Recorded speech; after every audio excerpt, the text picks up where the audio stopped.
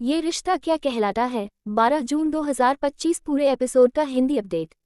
योजक चिन्ह योजक चिन्ह योजक चिन्ह। स्मॉल डायमंड प्रमुख घटनाएं। 1. मायरा का खुलासा, मैं हूं पुकी, अभिरा की बेटी।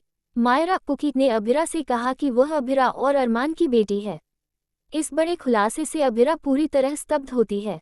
मायरा अपने अतीत को लेकर स्पष्ट होती है और कहती है कि उसका नाम पुकी है। ये सच सबके सामने आ गया। 2. अभिरा मायरा का इमोशनल बंधन।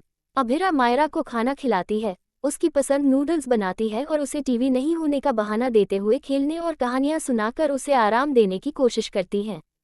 घर में मायरा से जुड़ाव बढ़ता है और अभिरा उसे अपनी बेटी की तरह ख्याल रखती है।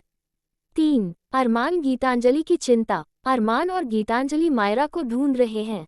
अरमान पुलिस से शिकायत करने जाता है, लेकिन बहुत भावुक होकर खुद को दबाए रखता है। उन्हें अभिरा के घर का पता चलता है और अरमान करीब आता है, लेकिन अभी तक उसने अभिरा जितना सुरक्षित महसूस नहीं किया।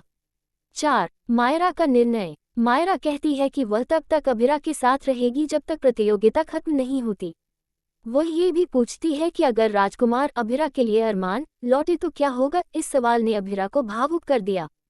5. एपिसोड का समापन और प्रीकैप। रात में मायरा प्रार्थना करती है और फिर अचानक गायब हो जाती है। अभिरा को खबर मिलती है कि मायरा घर से निकल गई थी, लेकिन वह खुद उस जगह पर पहुंच जाती है।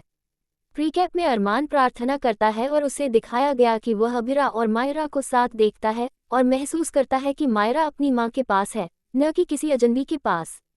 योजक चिन्ह योजक चिन्ह योजक चिन्ह। स्मॉल डायमंड समग्र विश्लेषण। यह एपिसोड भावनात्मक सस्पेंस, पहचान का बड़ा खुलासा और माता पुत्र के बीच गहरे बंधन को दर्शाता है। मायरा की पुकी पहचान ने कहानी को एक नया मोड़ दिया। अभिरा मायरा के बीच का रिश्ते का निर्माण और अरमान की चिंताएं दर्शकों को भावनात्मक रूप से जोड़ते हैं।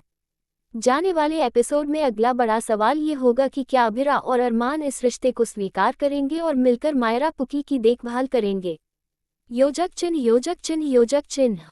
अगर आप इस कहानी की किसी खास घटना, जैसे अभिरा की प्रतिक्रिया, अरमान गीतांजलि की भूमिका या मायरा की मासूम हरकतें पर और चर्चा करना चाहें, बस बताएं।